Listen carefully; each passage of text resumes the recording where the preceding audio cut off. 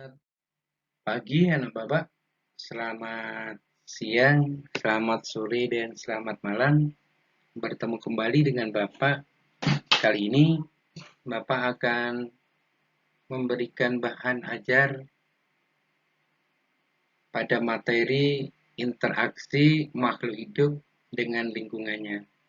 Materi ini tentunya dikhususkan untuk anak Bapak yang duduk di kelas 7 SMP di semester 2. Pada pembelajaran kali ini, Bapak membawa dua macam tujuan pembelajaran, bahwa tujuan pembelajaran ini tentunya anak Bapak setelah mempelajari materinya, maka diharapkan anak-anak mampu yang pertama menjelaskan daripada apa itu konsep lingkungan dan komponen-komponennya. Yang kedua, tentunya juga harus mampu menjelaskan pengaruh komponen abiotik terhadap komponen biotik dalam suatu ekosistem. Jadi hanya dua tujuan pembelajaran itu saja, anak Bapak. Kita mulai ya.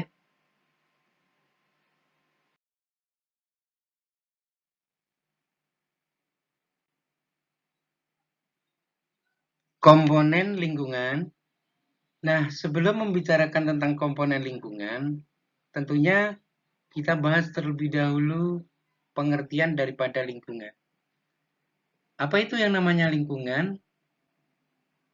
Lingkungan adalah segala sesuatu yang ada di sekitar manusia yang mempengaruhi perkembangan kehidupan manusia, baik secara langsung maupun tidak langsung.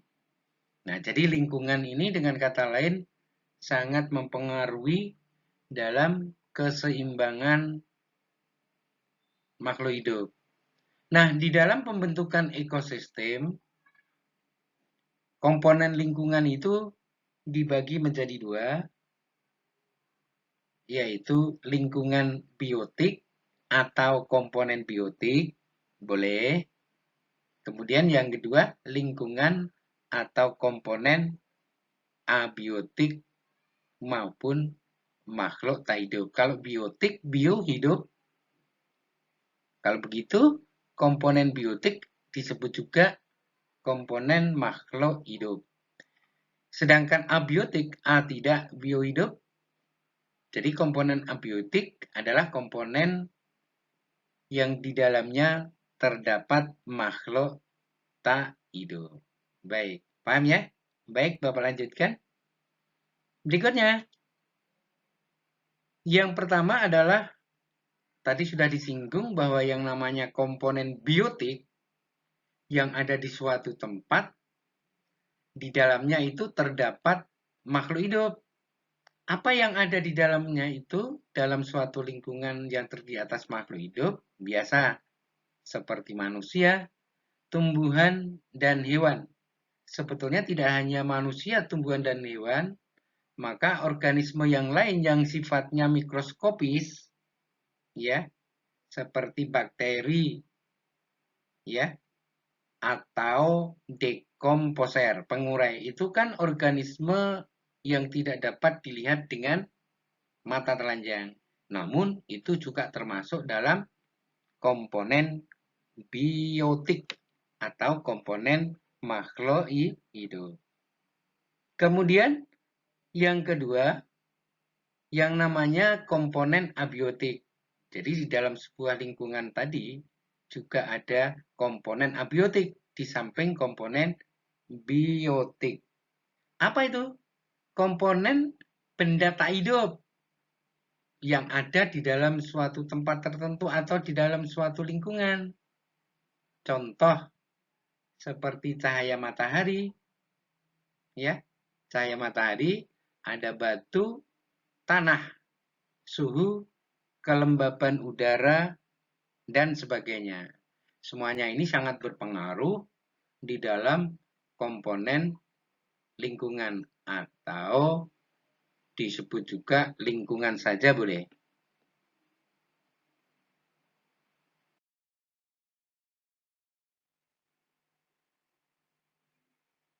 Masih di dalam komponen biotik, anak Bapak semuanya, bahwa lingkungan makhluk hidup tadi berdasarkan cara mendapatkan makanannya atau berdasarkan peranannya di dalam komponen biotik, maka komponen ini dapat dibedakan menjadi 3. Yang pertama produsen, yang kedua konsumen, dan dekomposer. Apa itu produsen, konsumen, dan dekomposer? Yuk kita ikuti pembahasan di bawah ini.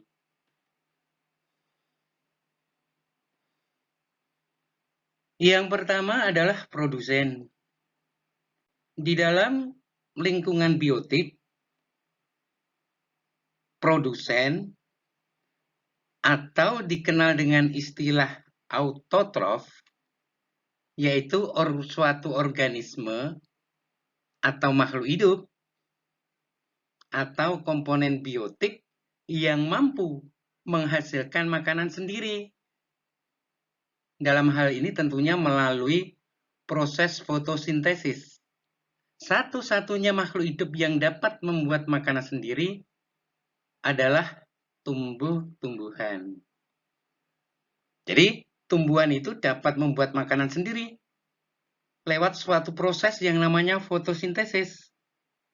Karena tumbuhan ini memiliki klorofil dan bisa mendapatkan karbon dioksida, dapat mendapatkan H2O atau air, dan cahaya matahari sebagai syarat dalam melakukan proses fotosintesis. Jadi paham ya, Nak ya? Apa itu yang namanya produsen atau yang disebut dengan organisme autotrof. Baik, Bapak lanjutkan. Yang kedua adalah konsumen. Apa itu konsumen?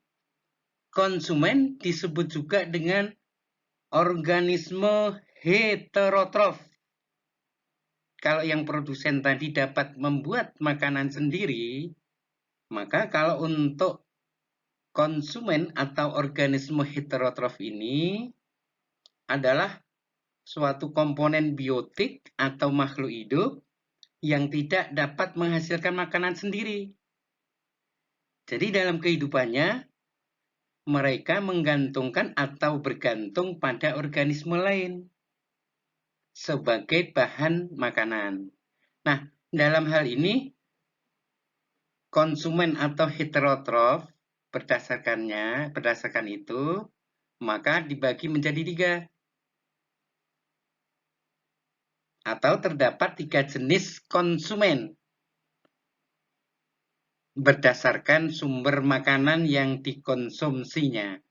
Yang pertama adalah herbivora, yang kedua karnivora, dan yang ketiga omnivora. Berikutnya, yang ketiga adalah dekomposer. Apa itu yang disebut dengan dekomposer? Dekomposer atau pengurai adalah organisme yang sifatnya mikroskopis, sangat kecil sekali. Biarpun sangat kecil, maka organisme tersebut juga termasuk dalam lingkungan atau komponen BOT. Pengurai atau dekomposer adalah organisme yang tugasnya untuk menguraikan saja. Menguraikan apa? Ya tentunya untuk menguraikan sisa-sisa makhluk hidup lainnya yang telah mati untuk dijadikan mineral dan unsur hara tanah. Sehingga dengan adanya dekomposer tersebut dapat membuat keseimbangan ekosistem tersebut dapat terjaga. Karena semua organisme kembali lagi ke asal bentuknya, menjadi sumber daya alam. contoh pengurai, misalnya bakteri, ada jamur, ada cacing tanah, dan masih banyak lagi organisme tersebut. Baik, Bapak lanjutkan ya. Semoga paham ini. Ini tentunya materi ini pernah kalian dapatkan sewaktu kalian duduk di bangku SD, ya kan?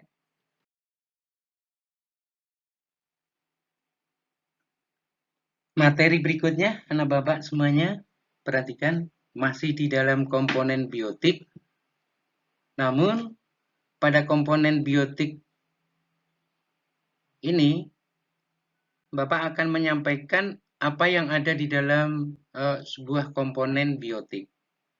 Sebagai contoh, Bapak akan memberikan satu ilustrasi. Pas kebetulan pada slide ini Bapak tampilkan sebuah ilustrasi gambar ya.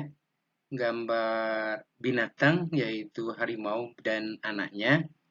Kalau kita pergi ke suatu tempat yang namanya sebuah ekosistem hutan, ya, kalau kita pergi ke hutan, maka apa yang kalian lihat pada hutan tersebut?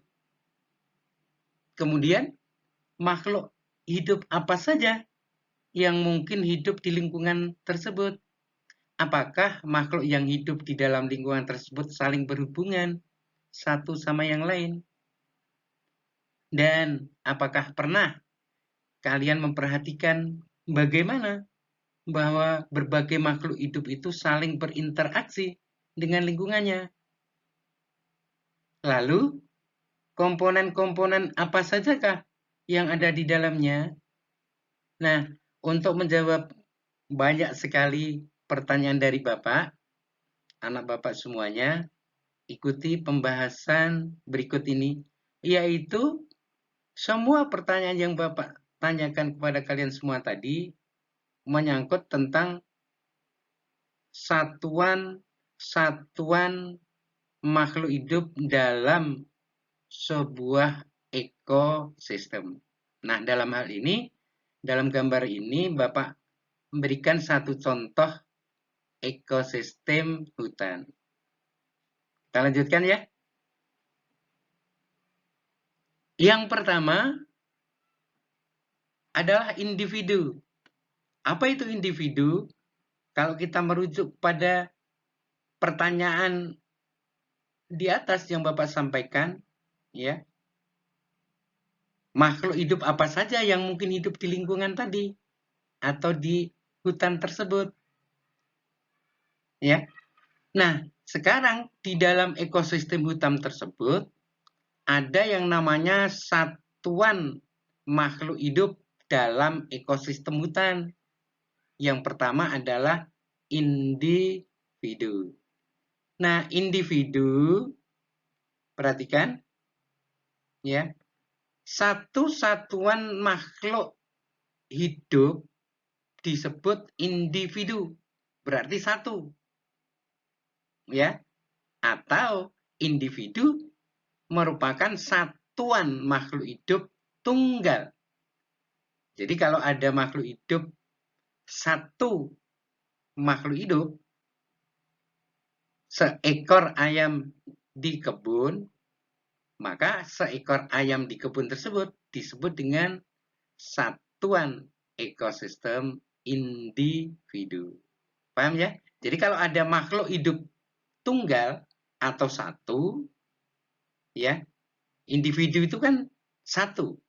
Individuum, nah itu dari kata individuum, dari bahasa Latin kalau nggak salah ya, yang artinya tidak dapat dibagi. Nah kalau nggak dapat dibagi, artinya bahwa individu tersebut adalah satu makhluk hidup tunggal. Jadi ya, satuan makhluk hidup yang pertama adalah individu. Mudah kan? Jadi seekor ayam di halaman, ya, seekor jangkrik di kebun, itu disebut dengan individu. Bapak lanjutkan.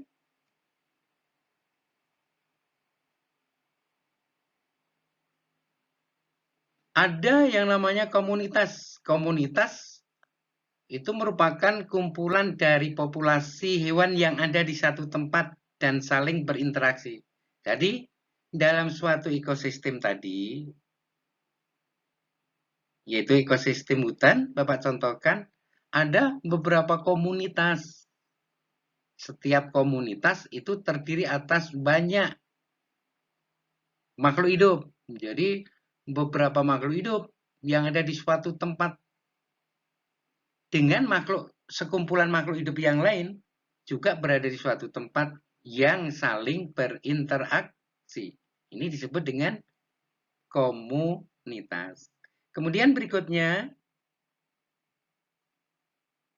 populasi. Populasi adalah sekumpulan atau sekelompok makhluk hidup yang memiliki karakteristik yang sama. Ya, sekumpulan daripada makhluk hidup yang punya karakteristik sama, yang hidup pada waktu yang sama, tentunya ada di suatu wilayah geografis yang sama jumlah populasi dari satu ekosistem yang dapat berubah dari satu waktu ke waktu yang lain. Contoh, populasi jerapah. Jadi populasi jerapah itu terdiri atas banyak, lebih dari satu jerapah, ya, yang punya karakteristik sama, yang hidup pada waktu yang sama, disebut dengan populasi jerapah. Kemudian ada lagi populasi jagung. Nah, jadi yang namanya populasi jagung di kebun atau di ladang itu sekumpulan dari beberapa tanaman jagung, tidak hanya satu. Jadi kalau lebih dari satu disebut dengan populasi. Baik, Bapak lanjutkan.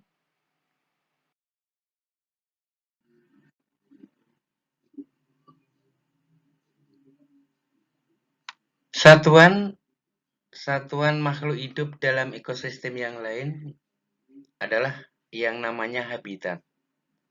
Habitat itu merupakan sebuah lingkungan fisik di mana makhluk hidup atau organisme tersebut dapat hidup di suatu tempat.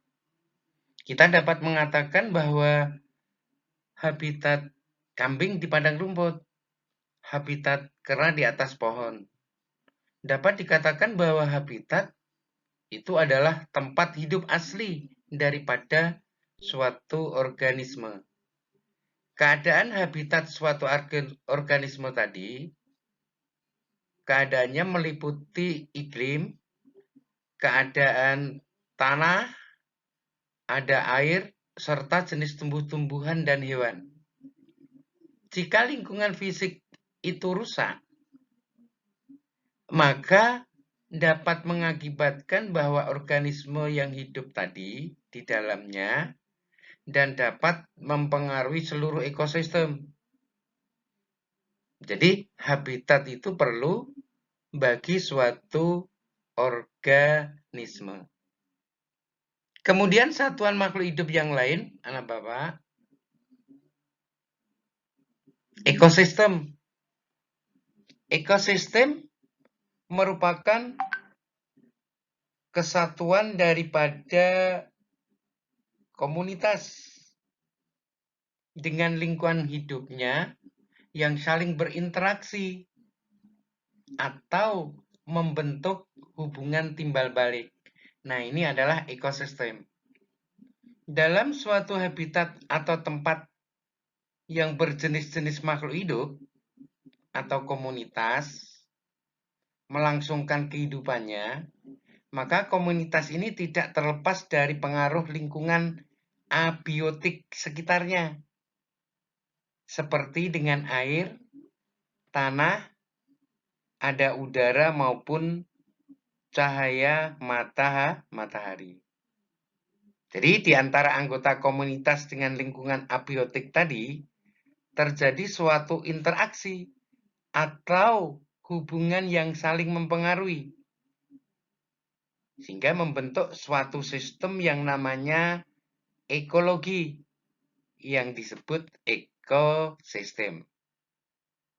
Contohnya, misalnya ada ekosistem sungai, ekosistem kebun, ekosistem pantai, dan lain sebagainya. Jadi, ini adalah satuan daripada makhluk hidup yang ada di dalam kehidupan yang sangat besar, ekosistem. Nanti ada lagi yang berikutnya. Nah, biosfer. Biosfer ini dari kata bio dan sfera. Bio itu hidup atau kehidupan, sedangkan sphere dari kata sfera adalah lapisan.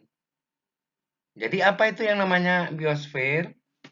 Biosfer itu merupakan kumpulan daripada komunitas-komunitas yang ada di permukaan bumi yang saling berinteraksi dengan lingkungan hidupnya dan akan membentuk banyak ekosistem-ekosistem di permukaan bumi. Ya, itu yang namanya biosfer. Jadi, biosfer itu dengan kata lain komunitas-komunitas di bumi kita ini saling berinteraksi dengan lingkungan hidupnya dan akan membentuk ekosistem-ekosistem. Contoh misalnya, kalau kita di rumah punya akuarium, maka akuarium adalah suatu ekosistem yang berukuran kecil. Sedangkan yang berukuran besar seperti hutan maupun lautan, ini merupakan ekosistem yang berukuran sangat besar. Jadi, seluruh ekosistem di permukaan bumi kita ini akan membentuk suatu biosfer. Paham ya, nak ya? Baik, Bapak lanjutkan ya.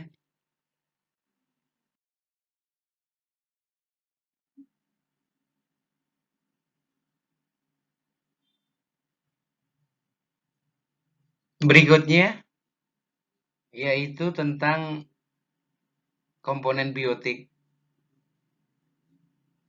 Di dalam ekosistem terjadi interaksi antara komponen seperti komponen biotik dengan abiotik atau komponen biotik dengan biotik. Nah, dalam hal ini tentunya anak Bapak akan mempelajari satu materi ajar yang akan Bapak sampaikan, yaitu tentang interaksi dalam ekosistem membentuk suatu pola. Nah, seperti apa itu? Yang pertama, anak Bapak harus mengetahui bahwa di dalam sebuah ekosistem itu akan terjadi sebuah interaksi. Nah, interaksi yang terjadi di dalam ekosistem tersebut maka akan berlanjut sehingga membentuk suatu pola-pola interaksi. Nah, pola interaksi tersebut ada yang dinamakan konsep bentuk saling ketergantungan antara komponen biotik dan abiotik. Kemudian, contoh interaksi antar komponen biotik adalah peristiwa makan dan dimakan.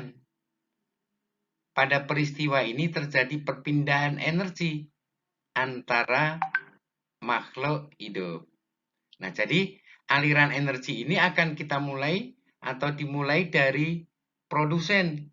Dalam hal ini adalah tumbuhan hijau atau organisme autotrof sebagai tumbuhan.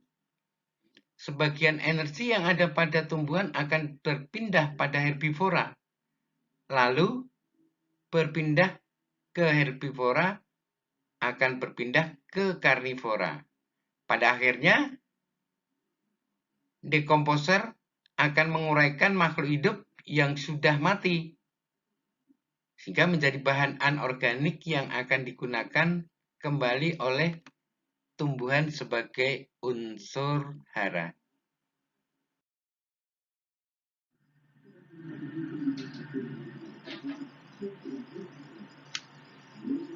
Berikutnya, bahwa proses perpindahan energi tadi itu biasa kita kenal dengan rantai makanan atau jaring-jaring makanan. Kemudian, interaksi antar komponen biotik juga bisa terjadi melalui simbiosis, predasi, dan kompetisi.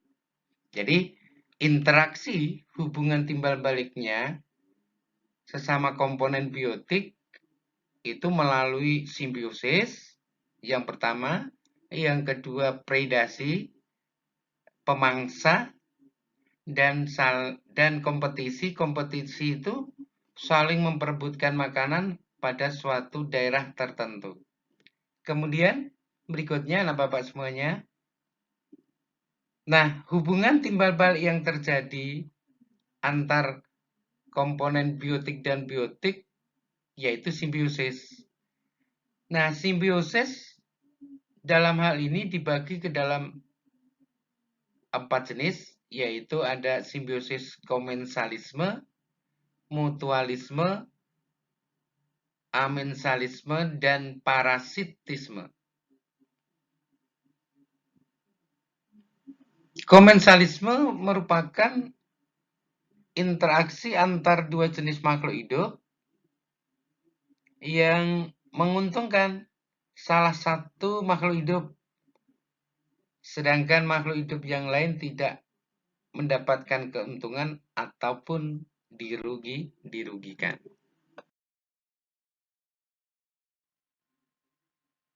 Berikutnya adalah jenis interaksi makhluk hidup yang namanya simbiosis mutualisme.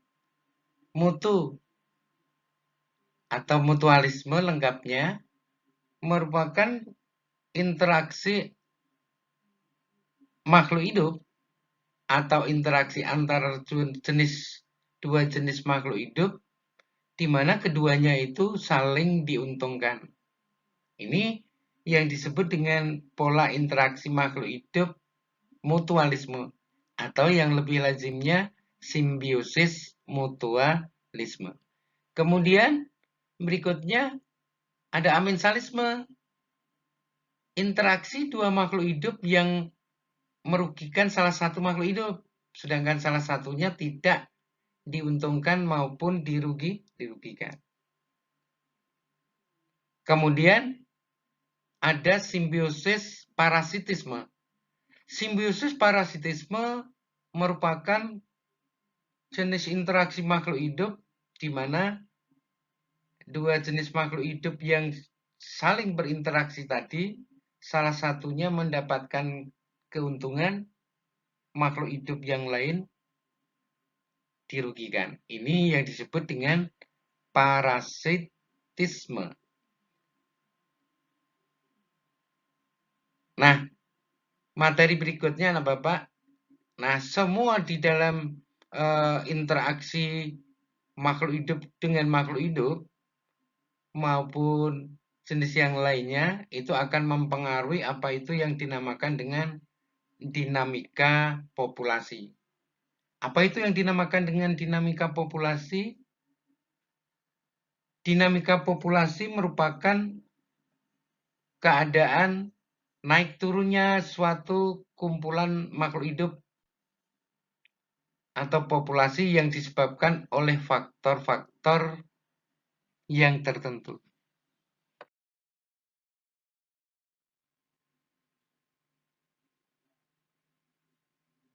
Contohnya adalah interaksi predasi dapat mempengaruhi terjadinya dinamika populasi.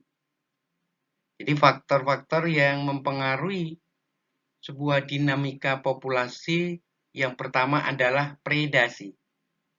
Jika populasi mangsa meningkat, artinya yang dimakan, maka populasi predator juga akan mengikutinya.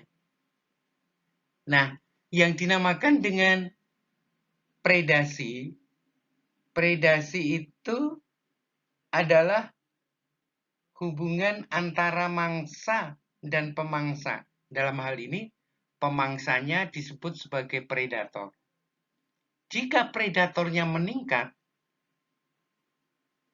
tetapi mangsanya menurun, maka ini juga akan berpengaruh kepada yang Bapak jelaskan di atas tadi, yang disebut dengan dinamika populasi. Paham ya, Nak ya? Baik, Bapak lanjutkan. Kemudian, faktor yang mempengaruhi tentang dinamika populasi organisme yang kedua adalah kompetisi. Nah, apa itu yang disebut dengan kompetisi? Kompetisi adalah suatu interaksi antar populasi, di mana antar populasi itu terdapat kepentingan yang sama, sehingga terjadi persaingan untuk mendapatkan apa yang diperlukan. Contohnya adalah persaingan antara populasi kambing dengan populasi sapi di padang rumput. Nah, dua makhluk hidup yang memperebutkan makanan yang sama, ya, ini disebut dengan kompetisi.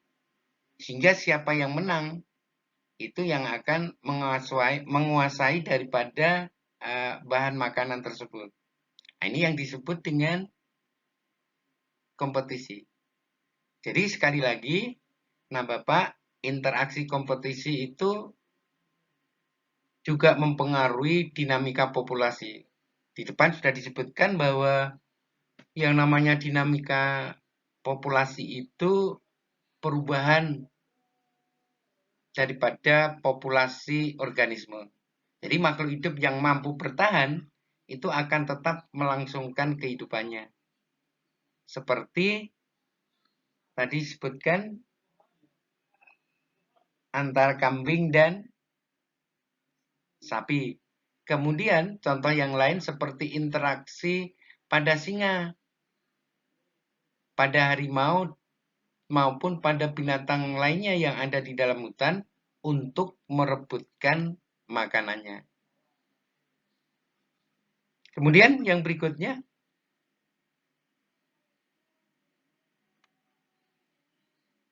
nah dalam hal itu maka berbagai bencana alam yang terjadi di muka bumi ini seperti gunung meletus dan tsunami itu juga bisa mempengaruhi dinamika populasi.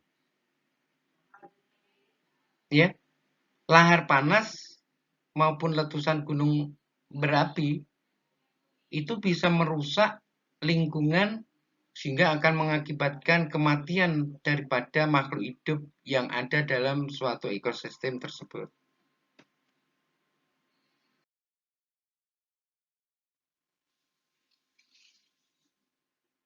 Tidak hanya itu saja, anak bapak semuanya, yang dapat mempengaruhi dinamika populasi. Ternyata manusia atau aktivitas manusia itu juga dapat menyebabkan yang namanya perubahan naik turunnya dinamika populasi. Apa itu? Seperti penebangan liar di hutan, itu juga akan mempengaruhi dinamika populasi daripada organisme yang ada di hutan. Kemudian ada pembangunan jalan, perburuan hewan jelas, dan pencemaran lingkungan. Yang terakhir, yang dapat mempengaruhi daripada dinamika populasi, aktivitas yang bisa merusak daripada ekosistem, sehingga menyebabkan bahwa populasi di dalam ekosistem tersebut, yang umumnya adalah tumbuhan dan hewan, lama-kelamaan akan menjadi punah. Terima kasih anak Bapak. Mudah-mudahan materi yang Bapak sampaikan hari ini semuanya dapat dimengerti ya. Dan jangan lupa Bapak berpesan biarpun kita masih PJJ, jangan lupa belajar yang rajin, dan tentunya jangan lupa pula bahagia. Terima kasih, sampai ketemu pada pertemuan berikutnya.